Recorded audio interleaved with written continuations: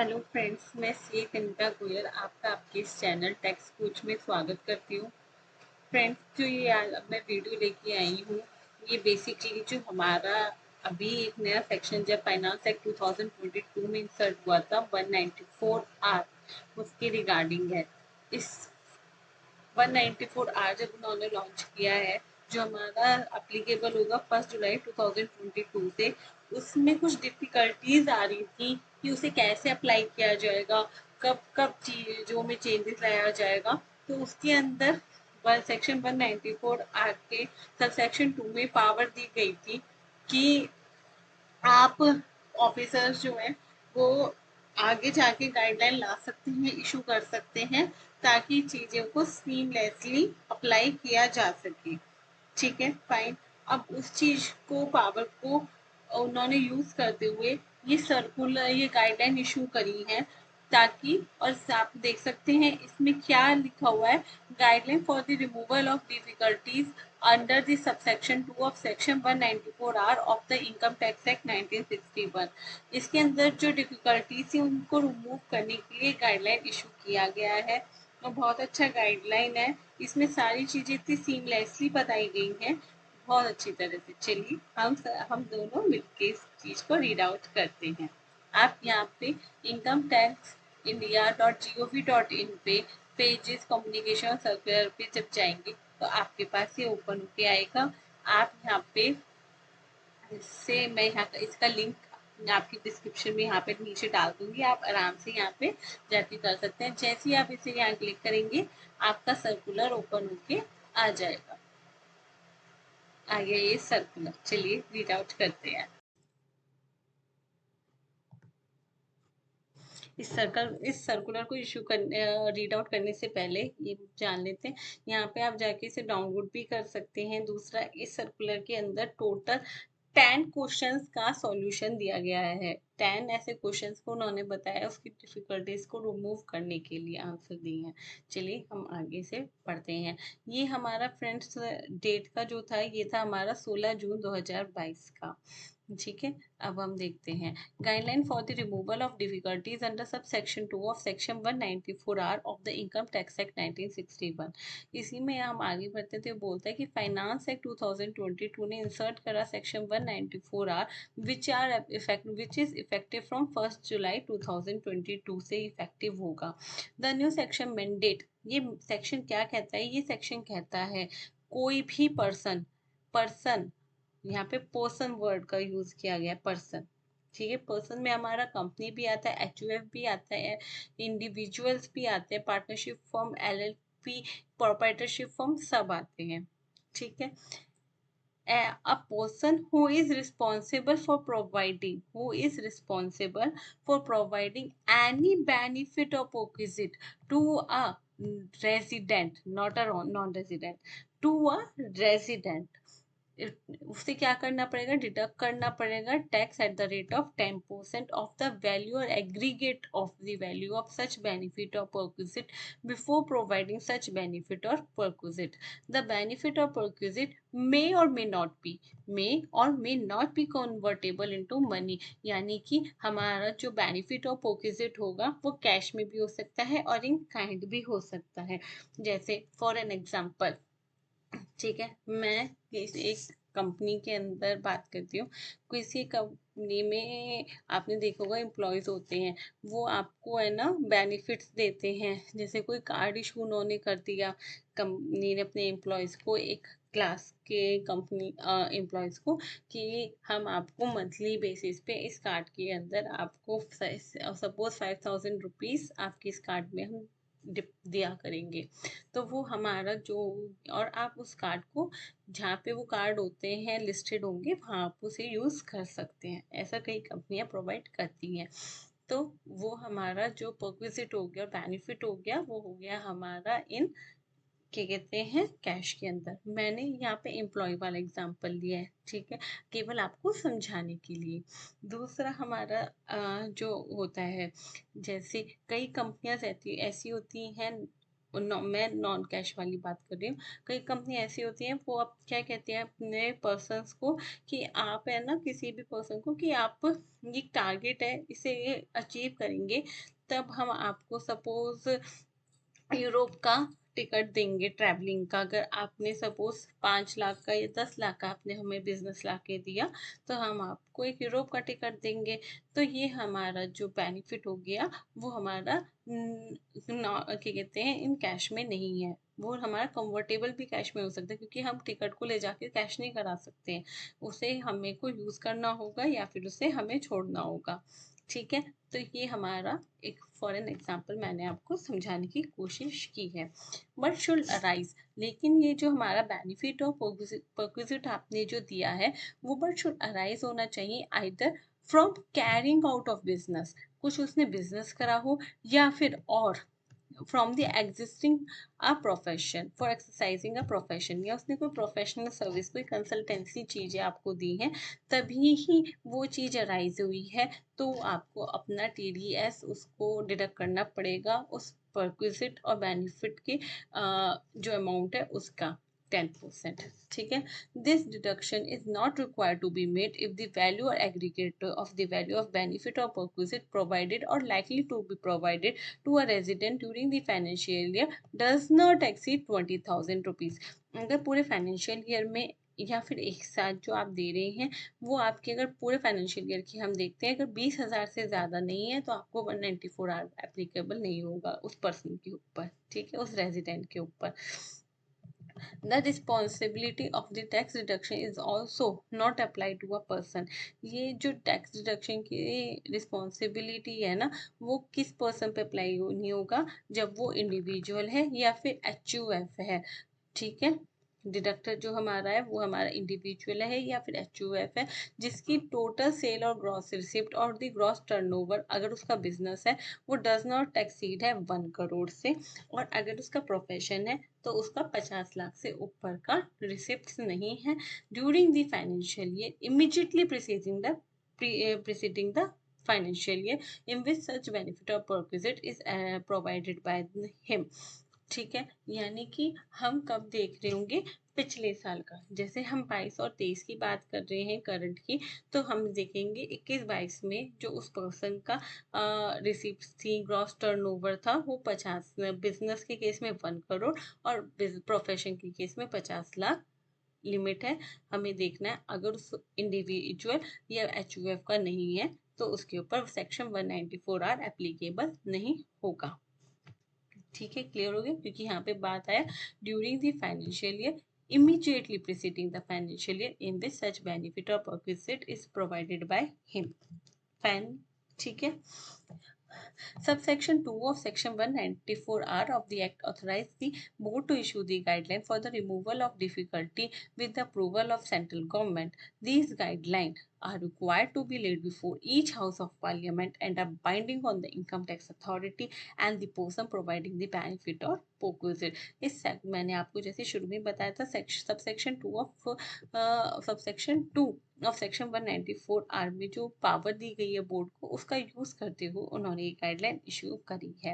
Accordingly in exercise of the power confirm by the subsection 2 of section 194R of the act, the board with the prior approval of central government here bye issue the following guideline.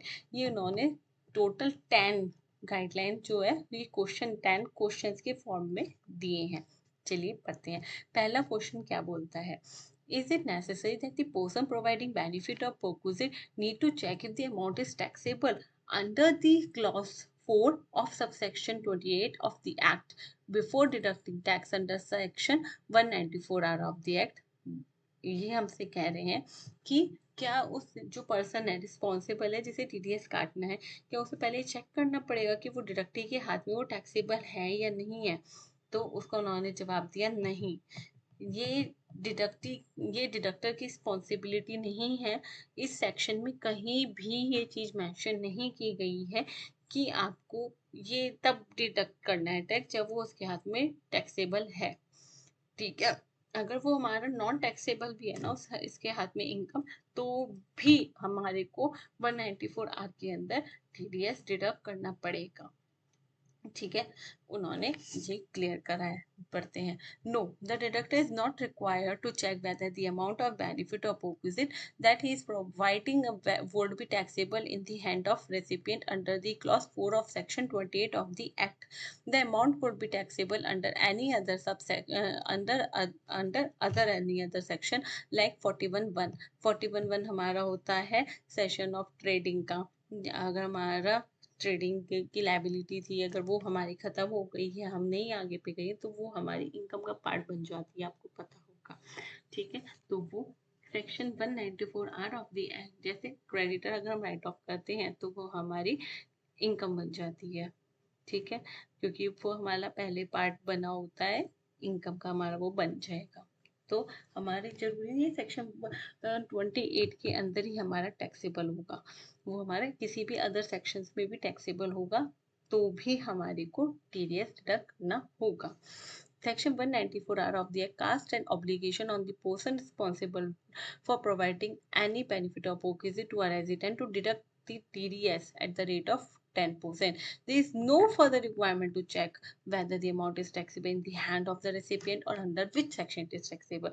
हमने कहीं पे भी ये नहीं कहा कि deductor को पहले तो ये चेक करना है कि उसके हाथ में टैक्सेबल है या नहीं है, पहले ये चेक करो, अगर टैक्सेबल है तो किस सेक्शन में है, ऐसा कोई भी रिक्वायरमेंट नहीं है।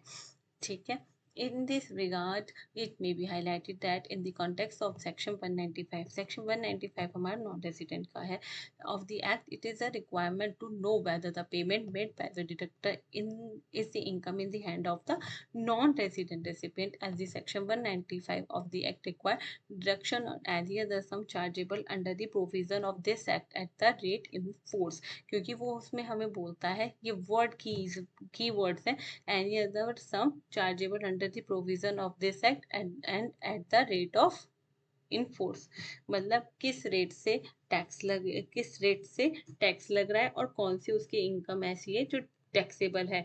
जब जो सी इनकम टैक्सेबल है और जिस सेक्शन के अंदर जिस रेट से लग रहा होता है वो ही उसके अकॉर्डिंगली हमारे को टीडीएस डिडक्ट करना होता है, ऐसा हमारा सेक्शन 195 कहता है नॉन रेजिडेंट के केस के अंदर।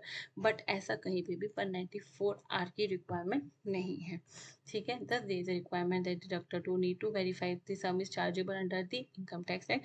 तो इसलिए यहाँ पे सेक्शन 195 दो रिस्पॉन्सिबिलिटी डिडक्टर के ऊपर देता है। पहले तो उसे ये देखना पड़ता है जो उसे वो पेमेंट कर रहा है वो sum chargeable to under the income tax Act है या नहीं है, और अगर है तो रेट इन फोर्स कौन सा है, क्योंकि जो डिफाइन किया गया है क्लॉज 37A में वो क्या कहता है, it allow benefit of agreement under section 90 or 90 of the act if eligible in determining the rate of tax at which the tax is to be deducted at source. However, hence there is further requirement of checking if the amount is taxable under the tax treaty and if yes, अगर वो tax treaty में आता है तो at what rate, तो वो किस rate से आता है।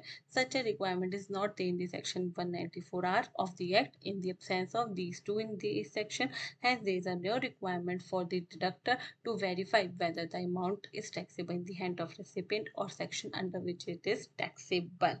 It may also be highlighted that these two terms are also not there in section 194E में भी ये टर्म नहीं है, and Honorable Supreme Court in case of Pilcom versus CIT West Bengal held that tax is to be deducted under section 194E of the act at a specified rate indicated therein, and there is a no need to see the taxability of the rate of the taxability in the hands of the non-resident के case में उसे ये भी check नहीं करना है कि किस रेट से होगा, जो रेट उसमें लिख दिया है आप उससे रेट पे डिडक्ट कीजिए, ये नहीं देखना है कि वो whether it is chargeable under the income tax act or not. Fine. अब second question, is it necessary that the benefit of perquisite must be in kind of the for the section 194R of the act to operate?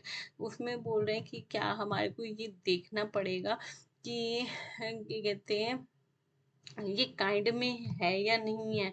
तो इसमें इसने हमसे क्या बोला है कि section 194R क्या बोलता है, that provided that in case where the benefit or perquisite as the case may be is wholly in kind or partly in cash and partly in kind, but such part in cash is not sufficient to meet the liability of deduction of the tax in the respect of whole of the such benefit or perquisite, that person responsible for providing such benefit or perquisite shall releasing the benefit or perquisite ensure that tax required to be deducted has been paid in the respect of benefit of perquisite. ठीक है, ये deductor की responsibility है जब वो kind के अंदर payment कर रहा है कि पहले टैक्स डिपॉजिट हो जाना चाहिए गवर्नमेंट का। अब हम आगे देखेंगे वो कैसे इस चीज को रिस्पॉन्सिबिलिटी को चेक करेगा। मैं आपको पहले वही क्वेश्चन कराती हूँ। देखिए पहले हम वही गाइडलाइन करते हैं, हम सेकंड पे हैं। अब देखिए मैं आपको उसी गाइडलाइन पे ले जाती हूँ आगे।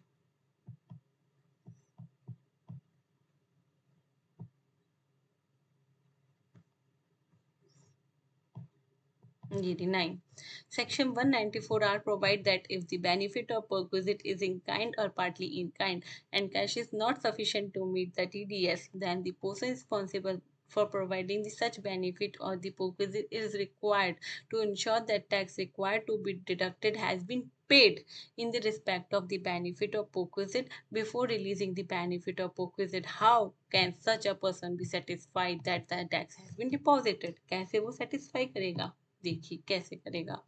The requirement of law is that if a person is providing benefit in kind or to a partner to a recipient and is required to be deducted under section 194R of the act, the person is required to ensure that tax required to be deducted has been paid by the recipient ने पे कर दिया है। और recipient कैसे पे करेगा? Advance tax के through. such payment would pay such recipient would pay the tax in the form of advance tax. The tax deductor may rely on declaration along with the challan copy of advance tax payment challan provided by the recipient confirming that the tax required to be deducted on the benefit of perquisite has been deposited ने कर दिया है। This would be then required to be, लेकिन अब यहाँ पे आपका काम खत्म नहीं हो जाएगा कि उसने तो चालान पे कर दिया है, मैंने इंश्योर कर दिया है, डिक्लेरेशन ले ली, चालान ले लिया, खत्म कहानी नहीं। यहाँ खत्म कहानी नहीं होती है। आपको फॉर्म 26Q में वो चालान की सीरियल नंबर और ये भी मेंशन करना होगा कि ये ट्रांजैक्शन रिपोर्ट हो चुकी है, रेसिपिएंट ने टैक्स पे करा और इस चालान के थ्रू करा है। और 26Q के अब जो फॉर्म है वो रिस्पेक्टिवली चेंज भी हो जाएगा, मॉडिफाई भी हो जाएगा। ठीक है। In the alternative, as an option to remove the difficulty, if any, the benefit provided by may deduct the tax under the section 194 of the act and pay to the government. The tax should be deducted after taking into account the fact that tax paid by him as a TDS is also a benefit under section 194 of R of the Act. In the Form 26Q, he will need to show it as tax deducted on benefit provided. अब यहाँ पे देखिए क्या इन्होंने खिल खिला है। इन्होंने बोला अगर सपोज हमने ऊपर बोला कि रेसिपिएंट को पे करना है, अब रेसिपिएंट ने पे नहीं करा, मेरी रिस्पॉन्सिबिलिटी है, मैं डिडक्टर हूँ, मुझे ये इंश्योर करना था कि उसने TDS कटना था, उसने पे करना था एडवांस टैक्स के थ्रू, बट उसने एडवांस टैक्स के पे थ्रू नहीं करा। अब मैं अपने जेब से उसका TDS पे कर रहे हैं या फिर उससे नहीं कर रहा, मैंने अपना आप ही कर दिया उसके बिहाफ पे अपना TDS। अब जो ये मैंने उसके बिहाफ पे परक्विजिट के केस के अंदर जो इन कैश नहीं है, जो काइंड के अंदर है, वो और यहाँ पे पार्टली कैश है, पार्टली काइंड में है, लेकिन जो कैश का पोर्शन है वो सफिशिएंट नहीं है TDS के अमाउंट को रिकवर करने के लिए, कवर करने के लिए। तो वहाँ उस केस में मैंने TDS उसका जमा कर दिया 10% का काट के एज अ डिडक्टर। तो उस केस के अंदर जो मैंने उसका TDS का अमाउंट जो डिडक्ट करा है वो भी मेरा बेनिफिट ऑफ परक्विजिट में काउंट हो जाएगा 194R की लैंग्वेज में। ठीक है। और उसके लिए हमारे को जो हमने TDS उसका काटा है वो हमारा बेनिफिट प्रोवाइडेड में आ जाएगा और रिस्पेक्टिवली उस TDS के अमाउंट पे भी हमें TDS काटना ही होगा। ठीक है, क्लियर, फाइन। और यहाँ पे एक बड़ी बात, मैं लास्ट का 10th क्वेश्चन भी यहीं पे कवर कर देती हूँ। यहाँ पे वो बोल रहे हैं कि जो ये सेक्शन 194 आ रहा है वो इफेक्टिव तो हो रहा है 1 जुलाई 2022 से, ठीक है फाइन। और इन्होंने हमें पहले बोल दिया कि आप है ना 20,000 की अगर आपका जो पोक्विजिट और बेनिफिट की अमाउंट है वो पूरे फाइनेंशियल ईयर की 20,000 से ऊपर नहीं जा रही तो आपको टीडीएस नहीं काटना। तो अब ये हमारे को जो 20,000 की लिमिट है वो 1 जुलाई से देखनी है या 1 अप्रैल से देखनी है, कैसे देखनी है? तो उसके लिए उन्होंने हमें बोल दिया है कि आपको shall be counted from the 1 अप्रैल 2022। 1 अप्रैल 2022 से आप चेक करेंगे। Hence, if the value of aggregate value of benefit of perquisite provided or likely to be provided to a non-resident exceed 20,000 rupees from the financial year 22-23, including the period up to 30 June 2022, the provision of Section 194R shall apply on any benefit or perquisite provided on or after 1 July 2022। लेकिन इस बात पे आपको ध्यान देने वाली बात ये है, सपोज मैंने 1 अप्रैल 2022 से 30 जून 2022 तक मैंने सपोज किसी को 25,000 का परक्विजिट और बेनिफिट दे चुकी हूँ। 1 जुलाई से मैंने उसको 5,000 का और दिया। एक्चुअल में मैंने उसको टोटल कितना बेनिफिट पास ऑन कर दिया? 1 अप्रैल 2022 से 31 जुलाई तक मैंने उसे टोटल 30,000 का बेनिफिट दे दिया, जबकि मेरी लिमिट थी 20,000 की, ठीक है। अप्लाई मेरा प्रोविजन हुआ 1 जुलाई से, तो क्या मुझे वो पुराने 25,000 के ऊपर भी टीडीएस काटना होगा? यहाँ क्वेश्चन है नहीं। ये जो हमारा एप्लीकेबल है ये हमारा एप्लीकेबल है 1 जुलाई से, इसलिए जब हम टीडीएस की काटेंगे वो 1 जुलाई के बाद जो मेरी पेमेंट हो रही होंगी ना 1 जुलाई से, वो मेरे को उसके ऊपर टीडीएस काटना है। जो उससे पहले मैंने चाहे 1.5 लाख रुपए किसी का बेनिफिट और पोकेजिट दे दिया ना, उसके ऊपर 1 रुपया भी नहीं कटेगा। लेकिन हाँ, मैं 1 अप्रैल 2022 से 20,000 के लिए उस लिमिट को जरूर चेक करूंगी। आप होप सो आपको ये बात क्लियर हो गई होगी। कहीं पे भी कोई भी फ्रेंड्स डाउट होगा प्लीज क्लियर करना कमेंट बॉक्स के थ्रू, मन में नहीं रखना बिल्कुल भी नहीं, क्योंकि मेन मोटिव हमारा यही है, एक दूसरे के साथ इंफॉर्मेशन शेयर करना, एक दूसरे की क्वेरी को रिजॉल्व करना। होप सो आप कमेंट बॉक्स पर कोई भी क्वेरी होगी तो उसे ज़रूर पूछेंगे, ठीक है। आप मुझे व्हाट्सएप के थ्रू भी पूछ सकते हैं और मेरे को मेल भी कर सकते हैं, मैं दोनों ही नीचे अपने डिस्क्रिप्शन बॉक्स में दूंगी। यहाँ तक का होप सो क्लियर होगा, ठीक है। अब हम आगे चलते हैं। हमारा सेकंड क्वेश्चन तक हो गया था, अब हम आगे बढ़ते हैं थर्ड क्वेश्चन की तरफ। Fine. Is there any requirement to deduct the tax under the section 194R of the act when the benefit of perquisite in the is in the form of the capital asset? उसमें ये बोल रहे हैं क्या 194R के अंदर हमें तब भी टीडीएस काटना होगा अगर जो हमने बेनिफिट और परक्विजिट दिए हैं वो कैपिटल एसेट के फॉर्म में है? अब यहाँ पे सबसे पहले आपको याद आना चाहिए क्वेश्चन नंबर 1 जो हमने पढ़ा था, उसमें उसने क्या कहा था कि आपको ये चेक नहीं करना, डिडक्टर को ये चेक नहीं करना कि वेदर जो हम उसे बेनिफिट और परक्विजिट दे रहे हैं वेदर इट इज टैक्सेबल और नॉट इन हिज हैंड, और अगर वो टैक्सेबल होता भी है तो किस हैंड में होता है, अंडर विच सेक्शन होता है और किस रेट से होता है। ये इस सेक्शन 194R की रिक्वायरमेंट नहीं है। तो यहाँ ये पे वही सेम बात उन्होंने रिपीट करी है, चलिए पढ़ते हैं। As has been stated in the response to question number 1, there is no requirement to check whether the perquisite or benefit is taxable in the hands of recipient and the section under which it is taxable. Further, court ने भी कई cases में judgement दिए थे, मतलब हम पहले जो अदर सेक्शन जैसे हमने पहले वाले में 194E की बात की थी, 195 के बारे में पढ़ा, तो वैसे ही वो कह रहे हैं अगर ऐसे ही कई केसेस ऐसे थे जहाँ पे कोर्ट ने जजमेंट दी है, has been held many benefit or perquisite to be taxable even though one can argue that they are in the nature of capital asset, the following judgment listed।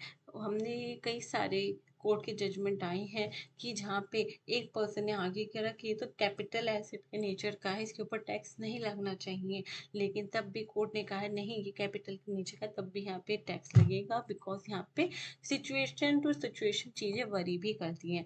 यहाँ पे हम सारे जजमेंट में यहाँ पे नहीं करूँगी क्योंकि टाइम की शॉर्टेज है, दो चार हम यहाँ पे जजमेंट पढ़ लेते हैं, ठीक है। होप सो आपको इन चीज़ों से क्लियर हो जाएगा, केवल हमारी क्लैरिफिकेशन केवल इलिस्ट्रेटिव पर्पस के लिए है, ठीक है। आप खुद पढ़िएगा, आपको समझ आ जाएंगे, और कुछ नहीं आएगा प्लीज़ मैं हूँ आपकी फ्रेंड आपके पास, तो आप मेरे को कमेंट बॉक्स में भेज सकते हैं, ठीक है। तो assessee entered into an agreement with the J, एक असेसी था उसने एग्रीमेंट करा था जे से for the purchase of plot of land and certain amount as paid as the earnest money, earnest money उसने पे कर दी। अर्नेस्ट मनी मेरी कैपिटल एसेट है, उसके ऊपर टैक्स नहीं लगता है, ठीक है। कब लगता है, जब सामने वाले के साथ मेरा जो अग्रीमेंट था वो कैंसिल हो जाए, वो मेरे पास अब मनी रह जाए, तो वो मेरा नेचर बदल जाता है, उस केस में वो मेरा कैपिटल एसेट के नेचर का नहीं रहेगा और उसके ऊपर टैक्स लग जाता है, ठीक है। तो अब उसने कहा unless money the however possession of land was not given to the SSC, हमने एसएससी को लैंड ऑफ पोजेशन का नहीं दिया था, and seller enter into an another agreement, और सेलर जो था उसने दूसरा एग्रीमेंट कर लिया with the third party to develop the said plot, कि वो said plot पे development कर दे। SSC filed the suit in which the consent decree was passed and in the possession of the same certain amount as paid to the SSC. On the appeal it was held that such sum received in the possession of the consent decree was liable to tax as the business income under section 28 clause 4। Ramesh Babulal Shah के case था, यहाँ पे हमारी earnest money capital asset थी, but to case worry करा और यहाँ पे हमारी वो टैक्सेबल हो गई, बिजनेस इनकम मानी गई अंडर सेक्शन 29(4) के अंदर। ऐसे हम एक दूसरा ले लेते हैं, value of rent free accommodation furniture and fixture given to director was held as taxable under section 20 clause 4, ठीक है। दूसरा, where a car was given to an SSC by his discipline who had been benefited from his preaching, the value of car was held to be taxable in the hands of SSC being a recipient from the exercise of the vocation carried by him, fine, ठीक है। अब हम आगे बढ़ते हैं। Thus it can be seen that the assets given as the benefit of perquisite may be the capital asset in general sense of the term, like car, land, etc. But in the hands of recipient, it is a benefit of perquisite and has accordingly been held to be taxable in any way. As stated earlier, the deductor is not required to check if the benefit of perquisite is taxable in the hands of recipient. Thus, the deductor is required to deduct the tax under the section 194R of the Act in all the cases where the benefit of perquisite of whatever nature, चाहे उसकी कुछ भी nature हो, किसी भी form में हो, चाहे वो कैश में हो, चाहे इन काइंड में हो, चाहे वो partly in cash partly in kind में हो, तो भी आपको 194 एप्लीकेबल हो जाएगा और आपको 10% TDS उसमें डिडक्ट करना पड़ेगा, ठीक है। उसके अंदर एक्सेप्शन केस हम पढ़ चुके हैं, कब आपको नहीं करना पड़ता, ठीक है। अब दूसरी आगे बढ़ते हैं। Whether sale discount, cash discount and rebates are the benefit of perquisite? Yes, these are also a benefit of perquisite.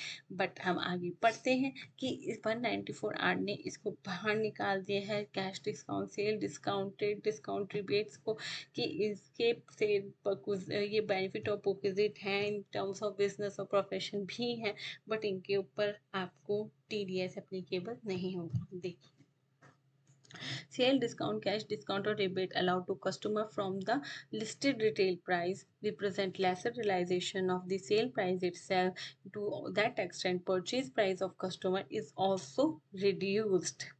Logically, these are also benefits though related to sale or purchase, since TDS under the section 194R of the Act is applicable on all the form of benefit or purchase. Tax is required to be deducted. However, it is seen that subjecting these to tax deduction would put seller to difficulty. Hope so आप समझ सकते हैं। अगर ऐसे sales discount, cash discount, rebates पे छोटी छोटी, कई बार आप समझ सकते हैं ना, छोटे छोटे भी होते हैं, मिलते हैं छोटी छोटी चीज़ों के ऊपर भी, तो उसके ऊपर भी हो जाएगा तो भाई सेलर के लिए बहुत डिफिकल्टी हो जाएगी हर चीज़ के ऊपर टीडीएस एप्लीकेबल। आप देख सकते हैं कितना वाइडर स्कोप है, क्वेश्चंस हैं, गाइडलाइंस हैं, उस फॉर्म में ही हम देख सकते हैं कि इसका 194 आर का कितना वाइडर स्कोप है ना। तो ये भी है, but to remove such difficulty, it is clarified that no tax is required to be deducted under Section 194R of the Act on Sale Discount, Cash Discount, and Rebate allowed to the customer. Fine. There could be another situation, लेकिन मैंने क्या कहा था, यहाँ पे situation worry भी होती हैं। तो यहाँ पे क्या कह रहे हैं कि there could be the another situation where a seller is selling its item from its stock in trade to a buyer. The seller offered 2 item free and with the purchase of 10 item. जैसे इसमें कहा कि 10 item बेची, 2 के साथ free बेची है। In substance, the seller is actually selling 12 items at a price of 10 item. Let us assume that the price of each item is 12. In that case, the selling price the seller would be rupees 120 for the 12 item. For buyer, he who has purchased 12 item at the price of 10. Just like seller, the purchase price of the buyer is rupees 120 for 12 item and he is expected to record so in his work. In such a situation, again there could be a difficulty in applying section 194R provision. Hence, to remove the difficulty, it is clarified that on the above fact no tax is required to be deducted under section 194R of the act. It is clarified that situation is different when free sample are given and the above relaxation will not apply to a situation of a free sample. लेकिन ये नहीं है कि हर बार जब free sample जा रहे हैं तब भी हम टीडीएस का प्रोविजन अप्लाई नहीं करेंगे। उसके लिए इन्होंने हमारे को कुछ लिस्ट दी है, ठीक है, ये एग्जॉस्टिव नहीं है। फाइन, ये केवल इलिस्ट्रेटिव पर्पस के लिए, एग्जॉस्टिव नहीं है। ठीक है, क्या क्या है, कब कब हमारा 194R एप्लीकेबल हो जाएगा।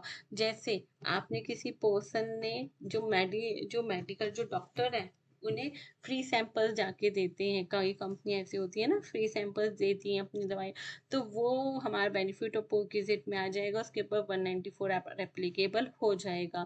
कोई भी पर्सन है, उसने अगर किसी भी पर्सन को या उसके रिलेटिव्स को कहा है कि आप ये टारगेट अचीव कीजिए और हम आपको कोई भी ट्रिप देंगे या कोई भी बेनिफिट, कोई भी आपको जैसे सपोज टीवी, फ्रिज, कुछ भी देंगे, तो आपका वो भी हमारा क्या हो जाएगा, बेनिफिट ऑफ पोकिजिट, और उसके ऊपर सेक्शन 194R एप्लीकेबल हो जाएगा।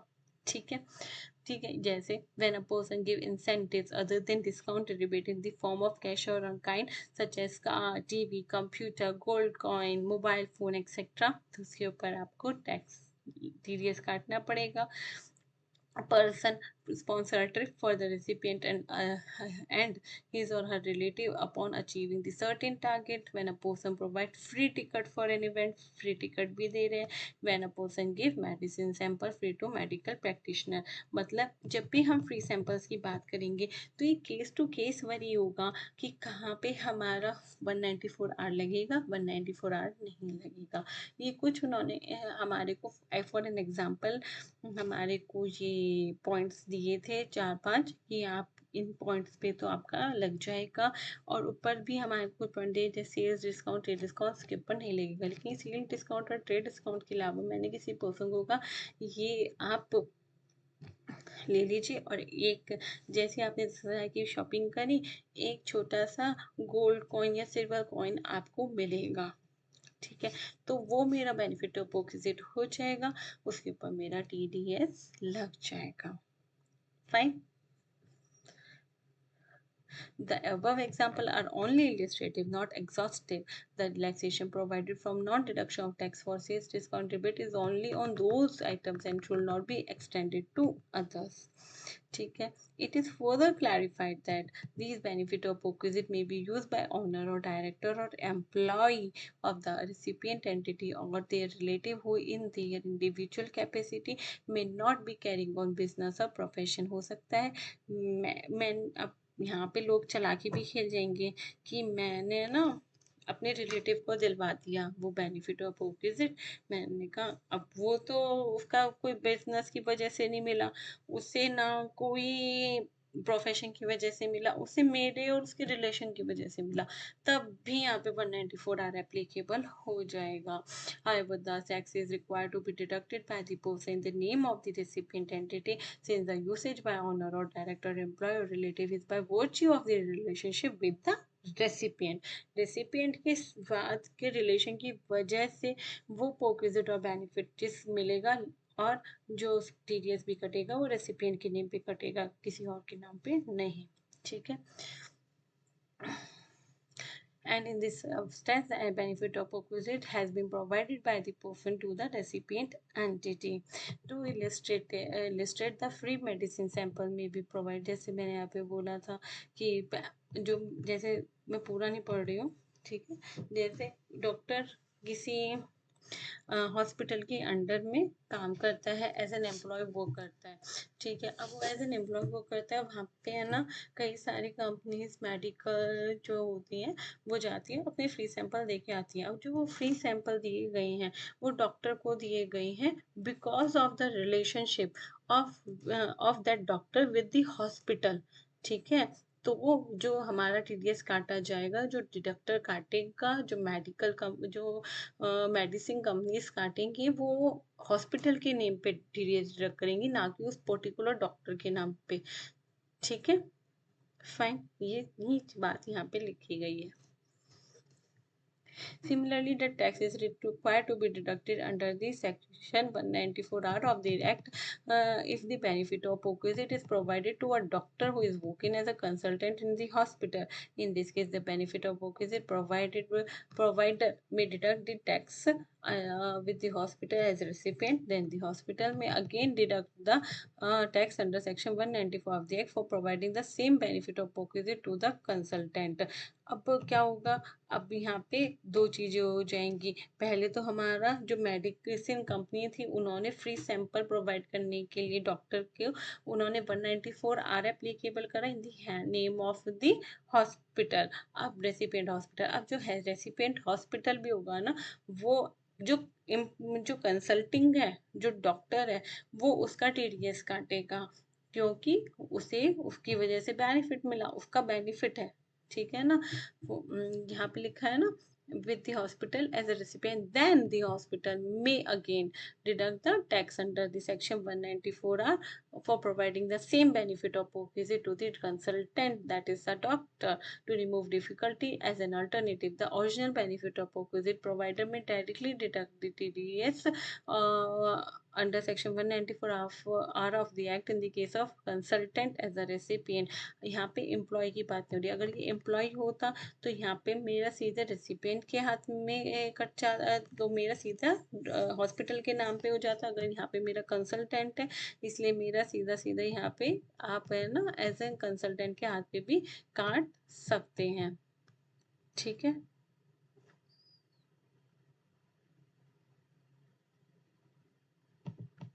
और ये दोनों केस में होगा, या तो आप एम्प्लॉय भी हैं तो भी या तो आप हॉस्पिटल के नाम पे ही सीधे सीधे टैक्स का वो सीधे सीधे डॉक्टर के नाम पे आप टीडीएस काट दो, या फिर आप क्या कर रहे हो हॉस्पिटल के, और फिर हॉस्पिटल फिर पास ऑन कर देगा to that particular doctor.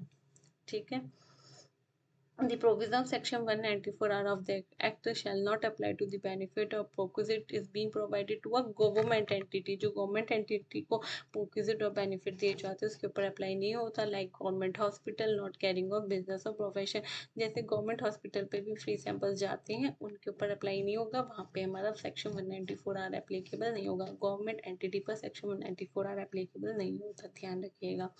How is the valuation of benefit of perquisite required to be carried benefit और जो हमने परक्विजिट्स इन काइंड में दिए थे, अब उनका कैसे वैल्यू निकलेगी? तो हमारी एफएमवी बेसिस पे निकलेगी। अगर मैंने कार परचेज करी और वो कार परचेज करके मैंने किसी को दी एज अ बेनिफिट और परक्विजिट अपने एम्प्लॉय को दी, तो जो मैंने उसकी परचेज की, जो मैंने पैसे दिए ना, परचेजिंग कॉस्ट, वो ही मेरी अमाउंट हो जाएगी value of that benefit of perquisite. ठीक है, क्या कहते हैं, purchase price shall be the value for this such benefit of perquisite. Suppose अगर मैंने वो बनाया था, मैं कार मैन्युफैक्चरर हूँ, मैंने कार मैन्युफैक्चर करी और तब अपने एम्प्लॉय को दिया है, तो वो जो कार मैंने या किसी भी पर्सन को दिया है, तो जो वो कार जो मैंने बनाई है, तो जो उस कार को मैं अगर किसी बाहर कस्टमर को बेचती, तो वो जो वैल्यू होगी वो मेरी value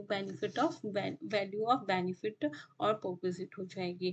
the benefit of perquisite for providing manufacturer such item given as benefit of perquisite, then the price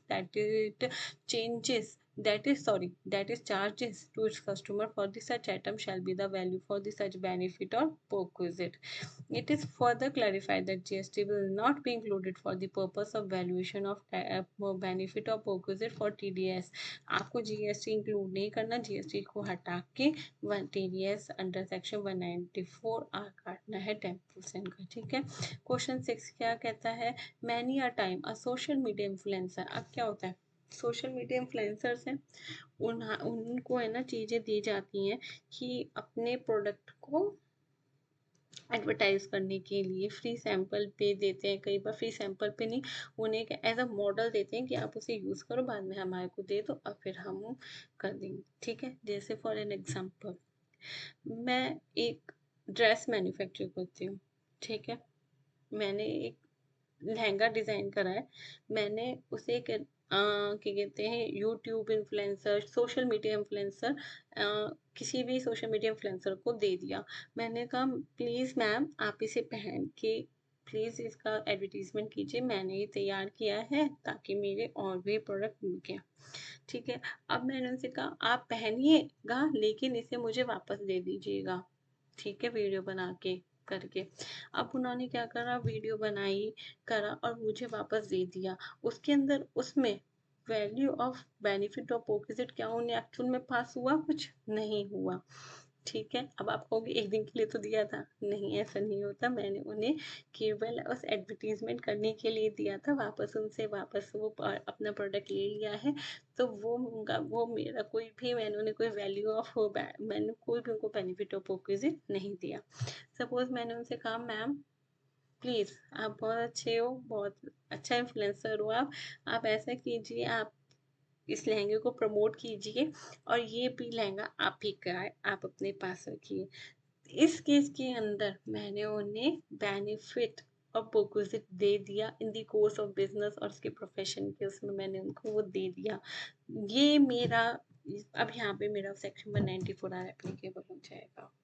ठीक है, देखते हैं। Many a time, social media influencer is given a product of manufacturing company so that he can use that product and make an audio or video to speak about that product in the social media. Is this product given to the such influencer a benefit or perquisite? Whether this is a benefit or perquisite will depend upon the fact of the case. In case of benefit or perquisite being a product like car, mobile, outfit, cosmetic, etc., if the product is returned to the manufacturing company after using for the purpose of renting services, then it will not be treated as a benefit or the perquisite for the purpose of section 194R of the Act. However, if the product is retained, अगर वो retain कर दिया जाता है, then it will be in the nature of benefit or perquisite and the tax is required to be deducted accordingly under the section 194R of the Act. अगर मैंने उनसे कह दिया है कि वो अपने पास ही रख लें तो मेरा 194R लग जाएगा। Whether reimbursement of the out-of-pocket expense incurred by the service provider in the course of rendering of service is a benefit of perquisite. अब इस केस में अब हम जानते हैं क्या होगा। जैसे मैं सीए हूँ, ठीक है, मेरे पास एक पर्सन है, मैं बैंक, जैसे सपोज मैं बैंक का ऑडिट कर रही हूँ, ठीक है, बैंक का ऑडिट कर रही हूँ और उसकी ब्रांच है, क्या कहते हैं, सपोज बेंगलोर में है, बेंगलोर के अंदर है उसकी ब्रांच। मैं बेंगलोर जा रही हूँ, वहाँ पे उनकी ऑडिट कर रही हूँ, सर्विस उन्हें प्रोवाइड कर रही हूँ। मेरा उनसे टर्म हुआ है कि जो मेरी ऑडिट फीस होगी वो होगी, प्लस पॉकेट जो हमारे जो मेरे आउट ऑफ पॉकेट एक्सपेंस होंगे आप उसे रिम्बर्स कर देना, जो भी होंगे जितने होंगे। ठीक है, फाइन। अब यहाँ पे एक चीज आती है, अगर उन बिलों के ऊपर मेरे उस बैंक का नाम है, ठीक है, पैसे भी वो ही दे रहे हैं डायरेक्टली। उन्होंने कहा हम ये करते हैं, हम देंगे आपको सारी चीजें, ठीक है, आने जाने का सारा चीजें का हम ये पैसे दे देंगे।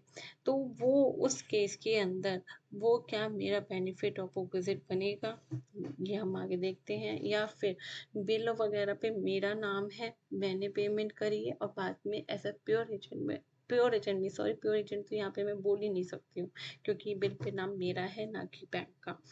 तो मैंने एज अ उन्हें बिल दे दिए और उनसे रिम्बर्समेंट ले ली वो अमाउंट की। क्या उस केस में मेरा 194 लगेगा? कब लगेगा, कैसे लगेगा, हम पढ़ते हैं। ठीक है। Any expenditure which is the liability of a person carrying out business or profession, if made by the other person, is in effect benefit or perquisite provided by the second person to the first person in the course of business or profession. Let us assume that a consultant is renting a service to a person X for which he is receiving consultancy fees. In the course of rendering that service, he has traveled to different city from the place where is regularly carrying on business or profession. For this purpose, he pays for boarding and lodging expenses incurred exclusively for the purpose of rendering the service to Mr. X. Ordinarily, the expenditure incurred by the consultant is a part of his business expenditure which is deductible from the fee that he received from the company X.